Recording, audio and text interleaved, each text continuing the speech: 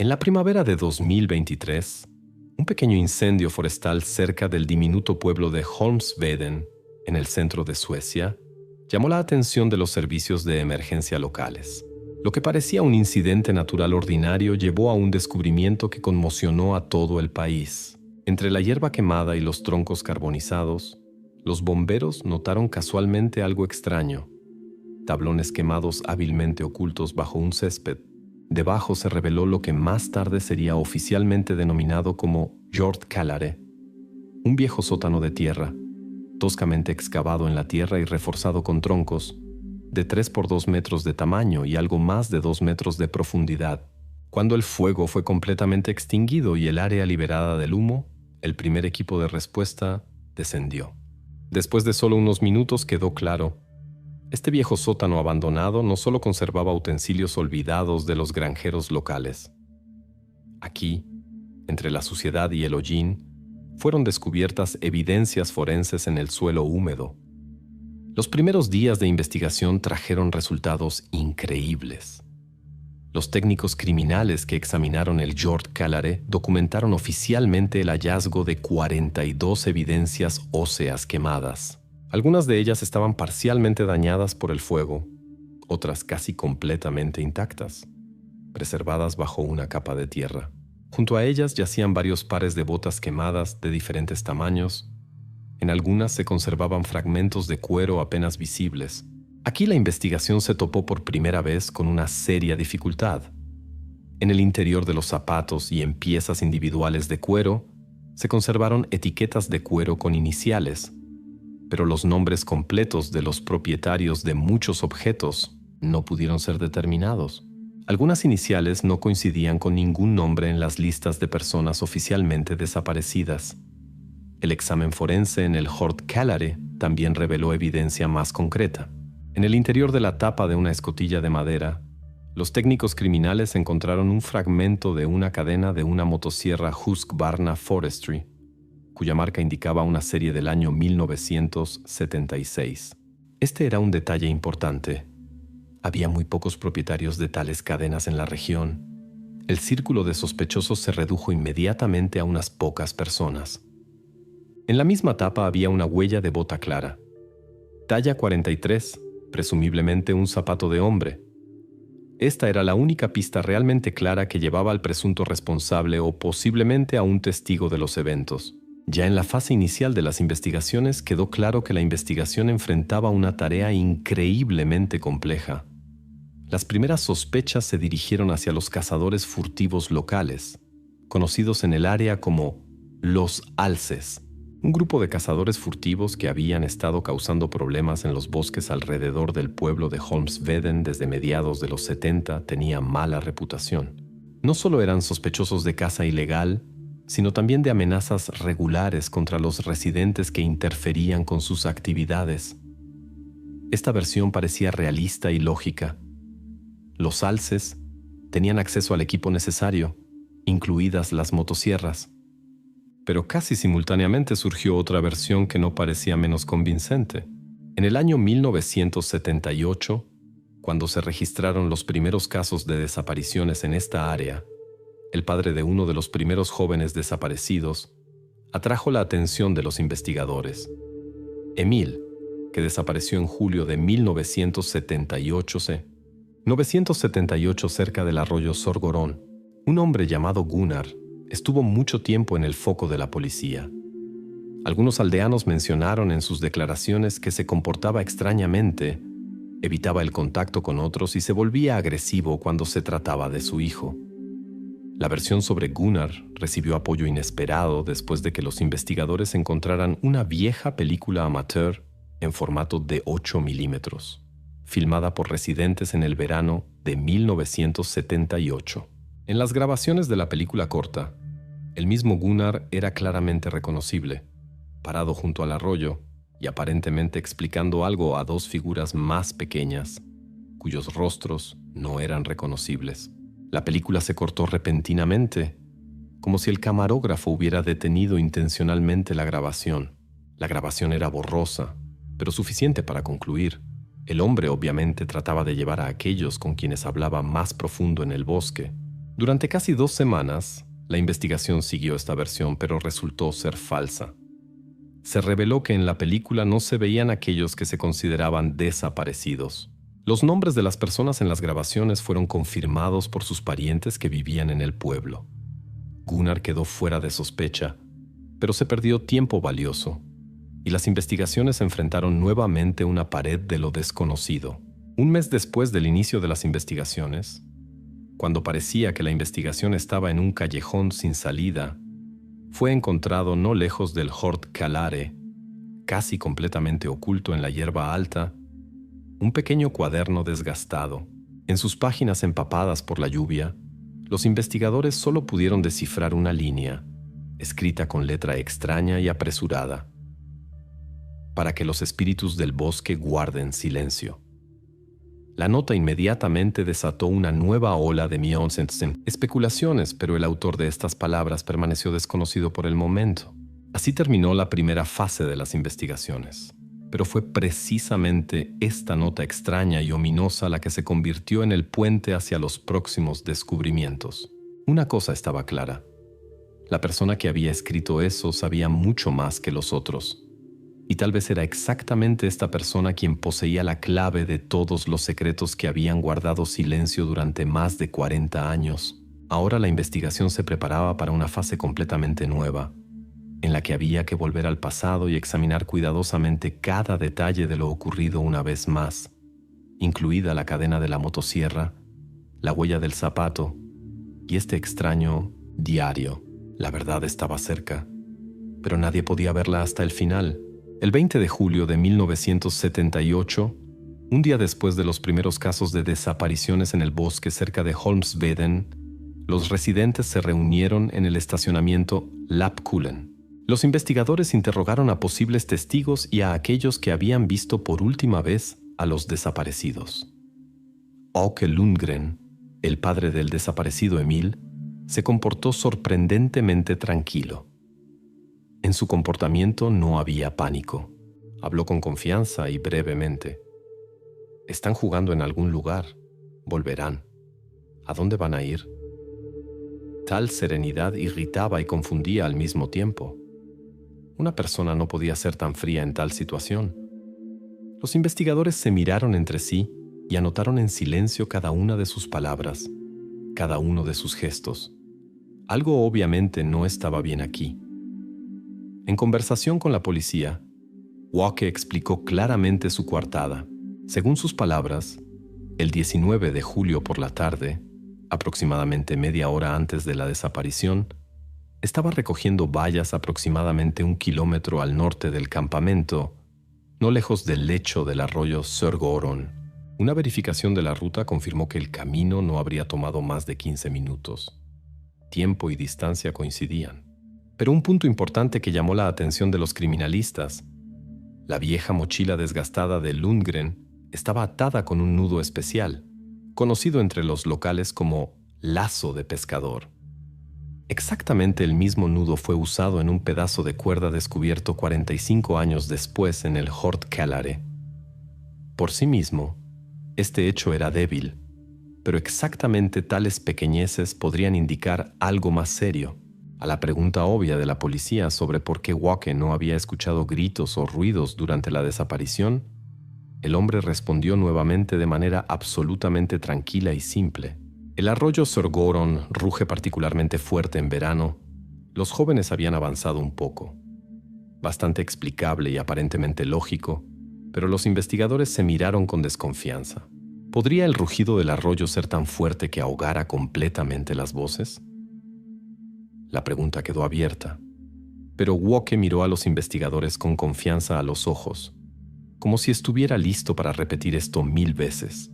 En la noche del mismo día, la policía, después de obtener la orden de registro número 487 del 20 de julio de 1978 para el garaje y la casa de Lundgren, fue a su residencia en las afueras del pueblo.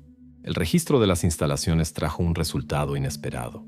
El garaje, revestido con tablas y oliendo a humedad y aceite de máquina, estaba literalmente salpicado de trofeos de caza, astas de ciervo, pieles secas y evidencias óseas de animales que estaban en estantes y colgaban en las paredes. En la mesa había un juego de cuchillos de carnicería. En los estantes cercanos yacían ordenadamente equipos de pesca oxidados y redes de pesca con los mismos nudos. A primera vista, la habitación de un hombre con inclinaciones extrañas. Los investigadores incluso intercambiaron miradas tensas, pero la verificación de la licencia de caza y el interrogatorio de los vecinos disiparon rápidamente las dudas. Oke era un cazador y pescador conocido en la zona que había estado coleccionando trofeos desde su juventud.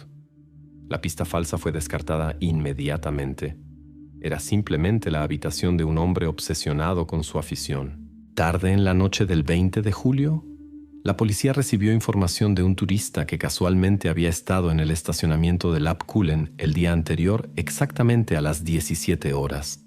Este testigo, Hans Eriksson, declaró con certeza: había visto personalmente a Åke Lundgren caminando por el estacionamiento a la hora indicada, preguntando a las personas que pasaban si habían visto a los dos jóvenes desaparecidos. Esta declaración contradecía la coartada de Lundgren, quien afirmaba estar aún recogiendo bayas en ese momento, 1 kilómetro al norte del estacionamiento. Esta obvia contradicción temporal hizo que los investigadores se volvieran muy desconfiados. Alguien obviamente ocultaba algo, o el turista se había equivocado con la hora, o Åke mismo no estaba diciendo toda la verdad. Las investigaciones continuaron. La declaración del turista llevó a la policía a verificar nuevamente la ruta de Lundgren. Querían medir cuidadosamente el tiempo y la distancia para entender si era posible estar en dos lugares casi simultáneamente en el momento correcto. El siguiente paso de las investigaciones debía excluir al sospechoso definitivamente del círculo de sospechosos o consolidarlo como figura clave. En la primavera de 1993, el pueblo de Holmsveden volvió a ser el foco de los investigadores. El 2 de mayo, hacia las 3 de la madrugada, desapareció Elsa Karlsdotter. A primera vista, las circunstancias parecían completamente inexplicables. La habitación de la joven estaba vacía, la ventana estaba entreabierta, y en el patio se descubrieron huellas descalzas apenas visibles. La familia se comportaba de manera desconfiada y extraña. Evitaba las miradas directas de los investigadores y constantemente intercambiaban miradas entre ellos. Era obvio que ocultaban algo, pero la policía aún no entendía qué exactamente. Algunas horas después del inicio de la búsqueda, quedó claro que había otro enigma en este caso. Al amanecer, los investigadores examinaron cuidadosamente el terreno alrededor de la casa. La tierra húmeda había conservado huellas de pies descalzos que llevaban al denso bosque hacia el noroeste, en dirección a una cabaña de casa abandonada que hacía tiempo nadie usaba. El camino era claro y seguro, como si Elsa supiera exactamente hacia dónde iba. Sin embargo, nadie de los lugareños podía recordar que la joven hubiera visitado este lugar antes. El hermano mayor de Elsa, David Karlsdotter, informó a la policía con notable preocupación en la voz que había despertado en la noche por una inquietud inexplicable y había visto en la ventana el débil parpadeo de una linterna distante en lo profundo del bosque. Cuando los investigadores preguntaron por qué no se lo había contado a nadie inmediatamente, David respondió de manera evasiva y se quedó callado, bajando la mirada al suelo. Los padres tampoco fueron completamente abiertos y solo añadieron en voz baja que Elsa a veces era extraña por las noches. Más tarde, la investigación descubrió que la familia había ocultado durante mucho tiempo un detalle importante. Elsa sufría de sonambulismo, salía regularmente de casa por las noches y se movía sin ser consciente de ello. La pregunta clave de las investigaciones era si Elsa podía caminar tan lejos en el bosque por la noche sin despertarse. La distancia a la cabaña era de casi 3 kilómetros. La temperatura del aire bajaba por la noche a más 6 grados Celsius y el terreno era intransitable y difícil de pasar. Los expertos estuvieron de acuerdo. La probabilidad de que la joven pudiera recorrer tal camino en estado inconsciente y permanecer ilesa era extremadamente baja. Sin embargo, la familia siguió insistiendo en que Elsa podría haberse ido exactamente así. Persistían en que los episodios de sonambulismo ocurrían regularmente en ella y los padres estaban seguros de que esto era solo otro caso más. Los investigadores registraron estas declaraciones, pero permanecieron convencidos de que había más en juego aquí. El mismo día, hacia el mediodía, un grupo de búsqueda descubrió en la orilla de un arroyo local un abrigo conocido por muchos lugareños que pertenecía al hermano mayor David. El abrigo estaba junto al agua, ordenadamente doblado, como si alguien lo hubiera dejado conscientemente en un lugar bien visible. A primera vista parecía sospechoso. ¿Por qué estaba el abrigo aquí y por qué fue quitado en el bosque? La policía volvió brevemente a la versión de que David podría estar ocultando algo importante o incluso estar involucrado en la desaparición de Elsa. Sin embargo, cuando David fue citado para un nuevo interrogatorio, explicó tranquilamente que había dejado el abrigo en la orilla el día anterior cuando fue a pescar con amigos. Los testigos confirmaron sus palabras y describieron detalladamente los eventos del día anterior. El abrigo resultó no ser una pieza de evidencia, sino una coincidencia que distrajo las investigaciones durante algunas horas. La versión con el hermano fue dejada de lado, pero no cerrada definitivamente. La búsqueda continuó hacia la tarde del mismo día. Un guía de perros policiales con un perro rastreador se movía lenta y concentradamente, prestando atención cuidadosa a la reacción del animal. El perro siguió confiadamente las huellas de Elsa y llevó al grupo persistentemente hacia aquella cabaña de casa abandonada hacia donde llevaban las extrañas huellas descalzas. Cuando el grupo de investigación finalmente llegó a la cabaña, todos se quedaron inmóviles, golpeados por la súbita comprensión. Era exactamente la misma cabaña de la que los investigadores ya sabían por los documentos del lejano año 1978. Exactamente aquí, 15 años antes, ya se había buscado a desaparecidos. La cabaña lucía abandonada desde hacía mucho tiempo, pintura descascarada, tablas podridas, cubierta de musgo y una puerta torcida. Desde afuera nada indicaba la presencia de alguien en el interior, pero el perro tiraba persistentemente de la correa hacia la puerta cerrada. El investigador tocó cuidadosamente la manija, abrió la puerta a una rendija y miró adentro. En el interior, la cabaña estaba vacía. Solo en el suelo se veían huellas frescas de lodo, como si alguien hubiera pasado por aquí recientemente. Desde aquí se percibía claramente humedad, pero no se encontraron rastros de Elsa en el interior. Ahora quedó claro para los investigadores que exactamente esta cabaña abandonada era el punto clave en el caso de los desaparecidos.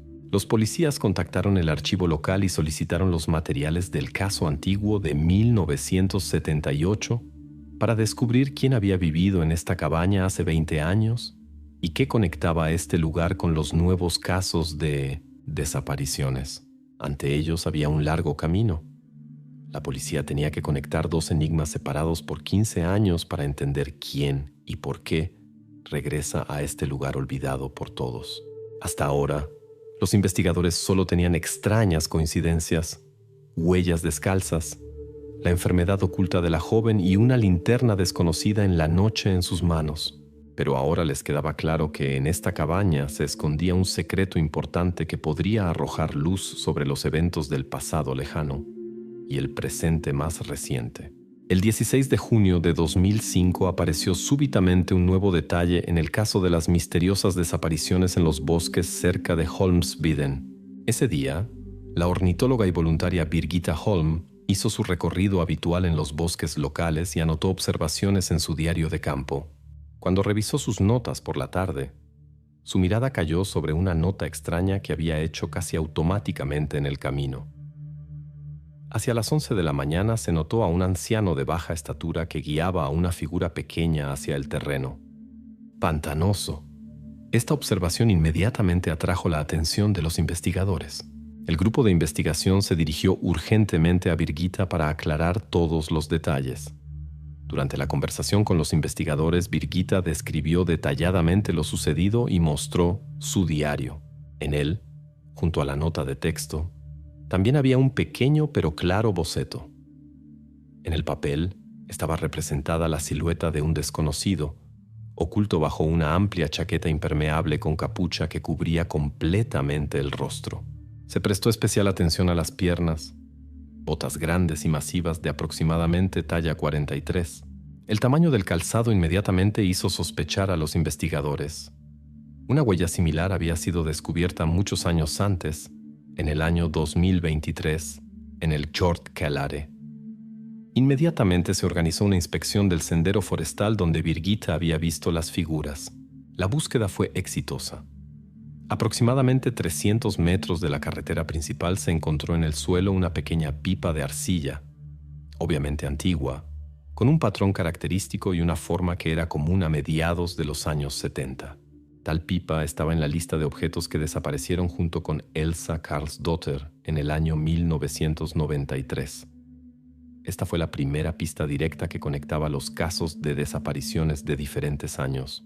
Los investigadores inmediatamente hicieron a Birgitta la pregunta obvia.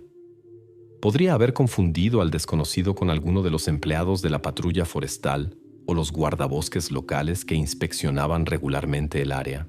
La respuesta de Birgitta fue clara y segura. Los guardabosques siempre llevaban chaquetas de color y forma completamente diferentes, y además había preguntado específicamente a la administración del parque el día anterior. Ese día no se realizaron recogidos. Esto excluyó claramente la versión con trabajadores forestales oficiales y confirmó la presencia de una persona extraña desconocida en el bosque. Basándose en la descripción de las botas y la apariencia, la policía comenzó a verificar a los residentes cuyo estilo de vida sugería estancias frecuentes en el bosque. Rápidamente dieron con el carbonero Lars Rautienen, que vivía en las afueras de Holmsveden y estaba regularmente en los bosques para quemar carbón vegetal para la venta. Lars encajaba completamente con la descripción. De baja estatura, a menudo llevaba una chaqueta vieja con capucha y botas pesadas. Su estilo de vida y carácter reservado despertaron sospechas adicionales en la policía. Con permiso del tribunal local, la policía realizó un registro en la casa de Lars. Todas las habitaciones, el cobertizo y el terreno alrededor de la casa fueron cuidadosamente registrados, pero no se encontraron pruebas directas. Lars mismo confirmó tranquilamente que efectivamente había poseído tales botas, pero insistió en que ya las había vendido en 1998 a un cazador local que necesitaba urgentemente zapatos resistentes para el bosque. Al principio esta información parecía dudosa, pero unas horas después los documentos de una tienda de comisión local confirmaron las palabras de Lars. Las botas descritas por Birgitta habían sido efectivamente vendidas hace 7 años, en 1998. La pista falsa hacia el carbonero Lars Rautienen fue marcada provisionalmente como tal. La misma noche, el equipo de investigación recibió los registros de inventario archivados de la tienda, que confirmaron que el carbonero efectivamente había vendido los zapatos. Sin embargo, por alguna razón faltaba el nombre del comprador en los registros. En su lugar había solo una breve nota del vendedor. Comprador, empresa forestal. Esta fue una vuelta extremadamente inesperada que dirigió las investigaciones en una dirección completamente diferente.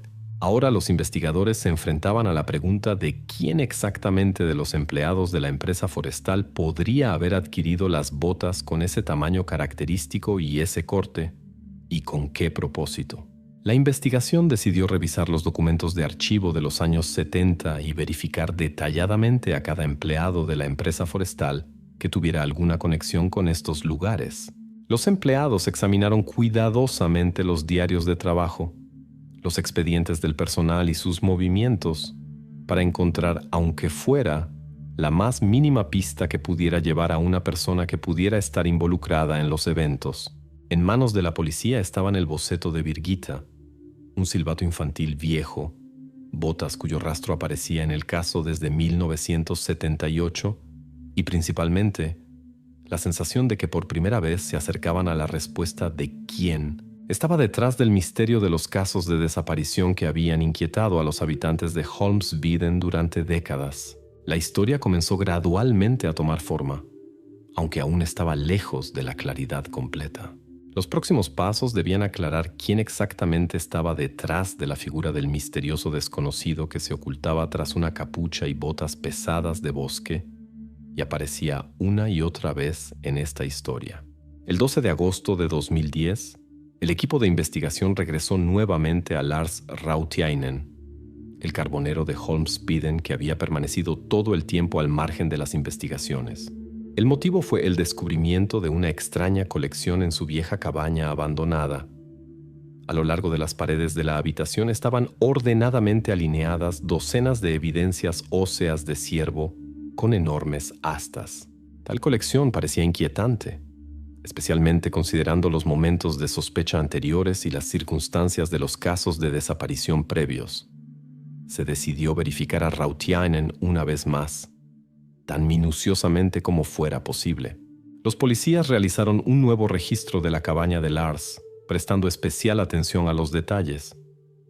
Aquí encontraron varias cuerdas enrolladas que se parecían a las que se habían encontrado anteriormente. Sin embargo, la investigación señaló inmediatamente las diferencias. Los nudos eran diferentes y el diámetro de las cuerdas era exactamente de 8 milímetros, muy diferente al del Jord Calare. La policía también verificó cuidadosamente los registros personales de Lars y sus muestras de escritura. El peritaje grafológico fue claro. El diario encontrado cerca del Jord Calare con la frase sobre los fantasmas del bosque no había sido escrito por Lars. Las escrituras no coincidían ni remotamente. Esto reforzó aún más las dudas de los investigadores, aunque no eliminó completamente los momentos de sospecha. El siguiente paso importante fue un análisis de ADN. Lars aceptó tranquilamente dar una muestra, sin ofrecer resistencia alguna. Después de 3 días, los resultados eliminaron completamente los momentos de sospecha contra él. Su perfil genético no coincidía con ninguna de las muestras recolectadas previamente en las escenas del incidente. La policía tomó nota de este hecho y se concentró temporalmente en otras pistas. Los investigadores se preguntaron, ¿coincide el corte de la cuerda encontrada con el cuchillo confiscado de Lars? Un examen forense realizado in situ reveló que el corte era muy diferente. El carbonero usaba un cuchillo específico, ligeramente desafilado para trabajar la madera, que dejaba marcas características dentadas. La cuerda del Jord Calare, por el contrario, estaba cortada limpia y recta, como si hubiera sido cortada con un cuchillo de bosque profesional y bien cuidado. Esta diferencia era obvia y lo suficientemente convincente para excluir a Lars también en esta línea de investigación. Pero en el momento más inesperado, los investigadores descubrieron en un hoyo de tierra en la propiedad de Lars algo extraño. Un pequeño botón infantil muy oxidado con un patrón inusual. Por un momento, este hallazgo causó excitación entre los policías, pero pronto el laboratorio forense entregó la conclusión de que el botón había sido fabricado ya en los años 50, mucho antes de los primeros casos de desaparición en Holmsbeden. Los expertos supusieron que podría haber llegado allí completamente por casualidad, hace muchos años con tierra o basura. La pista falsa del botón fue cerrada. Toda la información recopilada sobre Lars Rautiainen confirmó que era una persona inusual que vivía fuera de la sociedad y prefería la soledad en el bosque, pero que de ninguna manera estaba conectado con los casos de desaparición. El estado de Lars fue oficialmente cerrado, pero la noche del mismo día, la investigación dio un salto importante hacia adelante. Un investigador de la policía de Holmsbiden recibió del archivo de la Administración Forestal documentos con una lista de empleados que en 1976 habían recibido cadenas de motosierra marca Husqvarna. Esta lista incluía exactamente 12 nombres. Por primera vez en muchos años había una posibilidad real de rastrear a quien había usado la cadena descubierta en 2023 en el Jord Calare. Los documentos fueron inmediatamente enviados al equipo de análisis, que comenzó a verificar cada uno de los 12 guardabosques en busca de coincidencias respecto al lugar de residencia y la posible proximidad a la cabaña abandonada que jugó un papel en los casos de 1978 y 1993.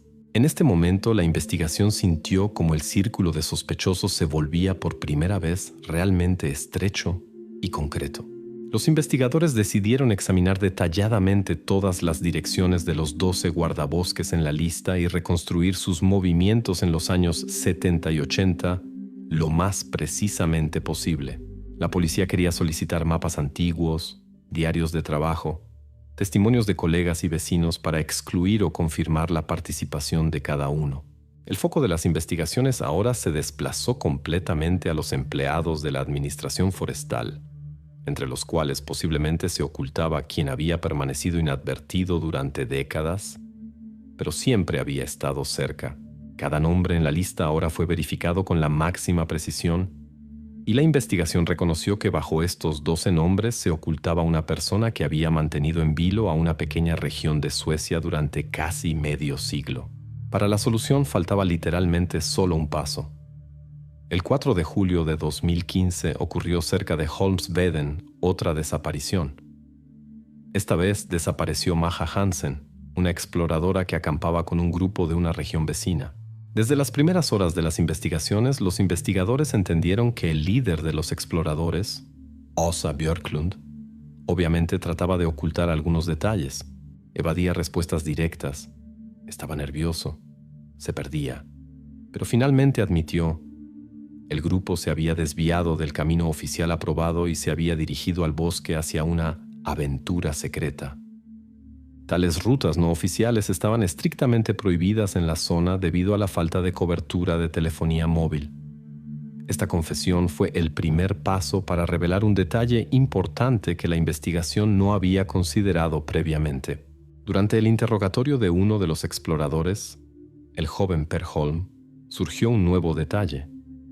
El joven recordó que poco antes de la desaparición de Maja, cerca de su punto de parada había aparecido un extraño desconocido. Describió a un hombre mayor en un parca verde con postura ligeramente encorvada que estaba parado al borde del bosque y los llamaba para que se acercaran a él. Per recordó claramente que el desconocido, con un fuerte acento característico del sur de Norrbotten, dijo: «Vengan, les enseñaré cómo alimentar alces». Esta frase inmediatamente hizo sospechar a los investigadores. Ya había aparecido antes en testimonios de otros casos de desaparición. No podía ser casualidad. Alguien repetía nuevamente el mismo método para atraer a otros. Surgió la sospecha de que esta persona podría ser uno de los cazadores locales. Sin embargo, después de verificar esta variante, resultó que ningún cazador que trabajara en la región había hablado jamás con tal acento. Además, ninguno de los empleados locales de la reserva realizaba rondas de control ese día y no podía haber sido visto cerca del grupo de exploradores. Así, la versión del cazador fue prácticamente excluida inmediatamente. Esto significaba que se había acercado al grupo de scouts una persona ajena, desconocida para los lugareños. Mientras tanto, la policía se concentró en la persona del líder del grupo, Åsa Björklund. Se planteó la pregunta de por qué había sacado al grupo de scouts de la zona sin cobertura móvil sin informar a ninguno de los servicios locales. Algunos policías sospecharon inmediatamente que tal comportamiento no podía ser accidental. El líder podría haber tenido motivos personales o incluso estar relacionado con la desaparición de Maja. Sin embargo, Åsa resultó ser un pedagogo experimentado, bien conocido en la comunidad local y sin antecedentes penales. Después de una verificación cuidadosa de su reputación e historia personal, la investigación concluyó que su actuación había sido solo un error estúpido. Fue provisionalmente eliminado de la lista de sospechosos y la investigación volvió a examinar otras direcciones. La siguiente pista importante apareció completamente inesperada cuando el grupo de investigación obtuvo acceso a materiales de archivo de Naturvårdsverket, la agencia sueca de protección ambiental. Entre los numerosos documentos se descubrió un informe sobre un guardabosques que había trabajado en este sector ya a finales de los años 70. En el informe se anotaba un detalle importante. El guardabosques procedía de la región del sur de Norrbotten y hablaba un dialecto característico que coincidía con la descripción de Per Holm. Este hallazgo cambió todo el curso de las investigaciones. Por primera vez, había una conexión clara entre una persona de archivos antiguos y los casos actuales de desaparición. Alguien usaba la misma frase de señuelo de alimentar alces como hacía casi 40 años. Ahora quedó claro que este guardabosques no era una figura casual, sino aquel a quien la policía había estado buscando todos estos años.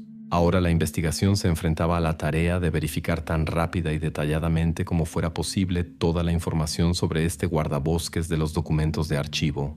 Era necesario determinar si aún estaba vivo, dónde se encontraba ahora y si tenía alguna relación con los casos de desaparición de las últimas décadas.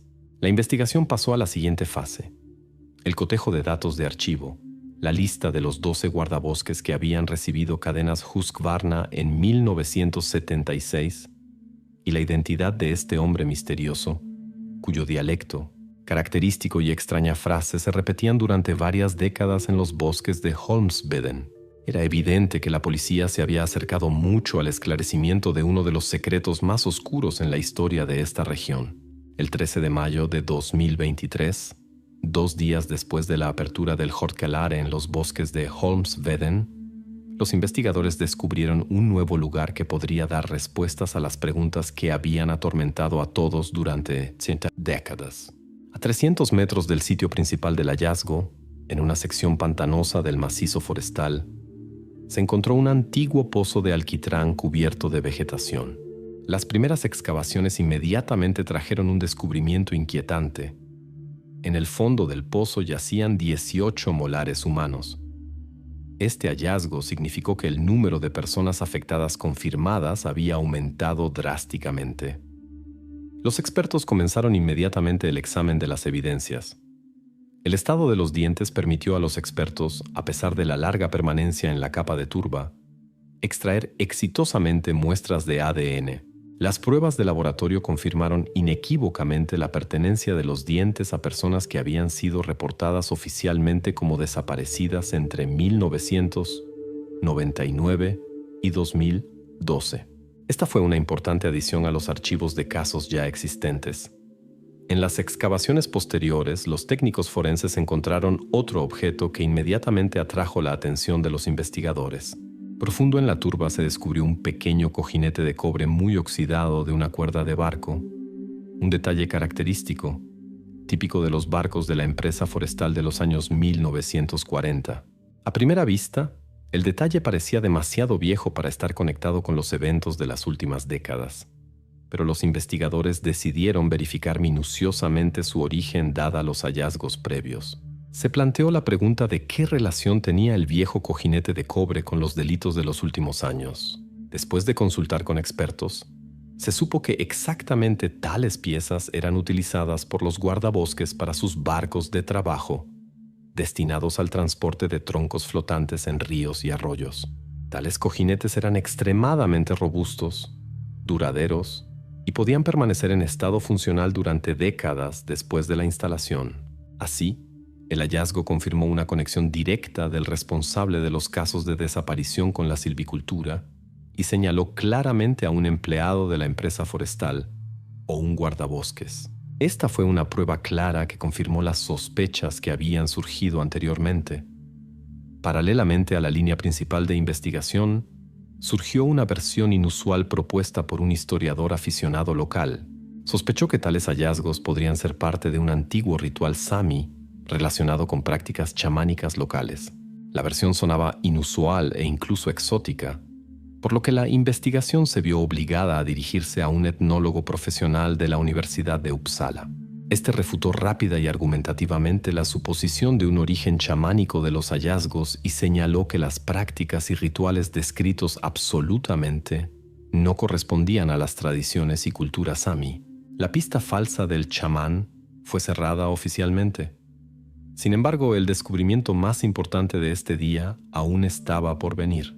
Después de que la policía verificara el número de inventario del cojinete de cobre encontrado en los archivos antiguos de la Administración Forestal local, obtuvo la confirmación decisiva. Este número coincidía completamente con el barco que en el lejano año 1975 había sido asignado oficialmente al guardabosques llamado Stig Eklund. El nombre Eklund ya había aparecido en los documentos de archivo entre los 12 guardabosques que habían recibido las cadenas Husqvarna en 1976, que previamente habían sido encontradas en el Hjortkelare. Pero ahora la nueva evidencia, el detalle de cobre del barco, llevó las investigaciones definitivamente a una persona concreta cuyo nombre había permanecido durante años solo como una nota en papel. La siguiente fase de las investigaciones era inevitable. La policía solicitó inmediatamente toda la información disponible sobre la ubicación actual y las circunstancias de vida de Stig Eklund. El interrogatorio de esta persona se convirtió en una necesidad absoluta y una prioridad para confirmar o descartar definitivamente su participación en la serie de casos de desaparición que habían atormentado la región durante casi medio siglo. Se hizo claro que la policía estaba más cerca que nunca de resolver el caso que se consideraba irresoluble. El nombre Stig Eklund ahora sonaba en las oficinas de los investigadores. Se anotaba en informes y documentos, pero se decidió no precipitarse con las conclusiones. Solo una conversación personal con él podría arrojar luz sobre el misterio que había rodeado los bosques de Holmsveden desde los años 1970. Por primera vez en mucho tiempo, había en el caso la figura de un sospechoso concreto, y la policía sintió por primera vez que la verdad finalmente estaba a solo un paso del esclarecimiento. El 14 de mayo de 2023, el grupo de investigación llegó a un hogar de ancianos en Gällivare, ubicado en el extremo norte de Suecia. Su objetivo principal era Stig Eklund, un ex guardabosques cuyo nombre se había escuchado cada vez más frecuentemente en las oficinas de policía en los últimos días.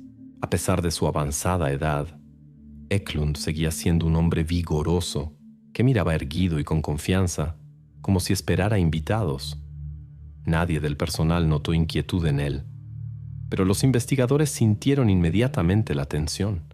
Durante la búsqueda en la habitación de Eklund, los policías hicieron un hallazgo importante. Bajo una pila de periódicos y revistas viejas descubrieron un atlas desgastado del Parque Nacional Holmsveden. En las páginas, el anciano había marcado con un bolígrafo las fechas de los casos de desaparición que coincidían con los datos de archivo de la policía. Las marcas estaban hechas cuidadosamente, casi metódicamente, con la precisión típica de un guardabosques. Este hallazgo se convirtió en la primera evidencia seria contra Eklund. El mismo día, los investigadores interrogaron a un ex colega de Eklund, quien confirmó: en el libro de servicio para el año 1976 estaba anotado que solo una persona había recibido la cadena para la motosierra marca Husqvarna, el propio Stig Eklund. Así, la cadena encontrada en el Hjortkälare fue definitivamente atribuida a una persona concreta. Otro testimonio importante fueron las palabras del vecino de Eklund en el hogar de ancianos, Carl Svensson. Recordaba que Eklund había hablado varias veces con invitados que venían al hogar, a menudo gente joven, y mencionaba un cierto lugar de alces. El vecino no le había dado importancia y pensó que se trataba de recuerdos de tiempos pasados. Ahora sonaba completamente diferente. Se planteó la pregunta legítima: ¿podría Stig Eklund, un hombre mayor, ser físicamente capaz de transportar a las personas desaparecidas? La verificación de datos de archivo confirmó que Eklund había trabajado como leñador desde los años 1970 hasta los 90. Su condición física era excelente, lo que confirmaron colegas y registros médicos personales de esa época. Esto significaba que el transporte de personas y objetos en aquellos años le era perfectamente factible. Durante las conversaciones con el personal del hogar de ancianos, alguien expresó dudas y explicó que Eklund en los últimos años prácticamente no había salido de su habitación, lo que parecía excluir su participación en los eventos recientes. Los investigadores tomaron esta información en serio y comenzaron a verificar los diarios y horarios de trabajo de las enfermeras que visitaban regularmente a Eklund. Sin embargo, una verificación detallada reveló lo contrario. En los horarios de trabajo de las enfermeras estaban marcados periodos en los que Eklund estaba ausente por las noches, a veces durante varias horas seguidas, generalmente hasta la 1 de la madrugada. Estos periodos no fueron explicados por el personal, y la versión de su completa inmovilidad fue oficialmente cerrada. Así, la policía confirmó definitivamente que Eklund en los últimos años realmente podía caminar libremente por las noches. El descubrimiento más significativo del día fue un hallazgo criminológico del Hjortkälare en Holmsveden. En un remache metálico de la puerta del sótano que la policía había enviado para análisis posterior, se encontraron rastros frescos de epitelio de piel humana. El examen genético proporcionó rápidamente un resultado. Era una muestra de ADN del propio Eklund. El hecho de que hubiera epitelio fresco presente significaba que el viejo guardabosques había visitado recientemente el Hort Kellare, que se encontraba a 1,5 kilómetros de distancia de la cabaña, donde previamente se había notado repetidamente así un hombre misterioso. La distancia de la cabaña al Hort Kellare era exactamente 1,4 kilómetros y se podía recorrer a pie en 20 minutos. Esta evidencia se convirtió en la confirmación decisiva de que Stig Eklund estaba directamente conectado con el misterio del sótano del bosque y los casos de desaparición que habían atormentado a Holmsveden durante décadas. Basándose en toda la evidencia recopilada, el gudgeon de cobre del barco, la cadena de la motosierra, las marcas en el atlas y ahora la prueba irrefutable en forma de ADN en la puerta del Hort Kellare, la policía tomó la decisión final de presentar cargos contra Stig Eklund. Los investigadores comenzaron inmediatamente a preparar los documentos para el arresto oficial y el inicio del procedimiento judicial. Se hizo evidente que la historia de muchos años, acompañada de incertidumbre y rumores, se acercaba a su solución final y lógica. El nombre de Eklund ahora estaba clara y oficialmente conectado con cada desaparición, con cada hallazgo, y nadie en la policía dudaba ya de que el esclarecimiento del caso era cuestión de los próximos días. Después de casi medio siglo de silencio y dudas, ¿era hora de conocer la verdad?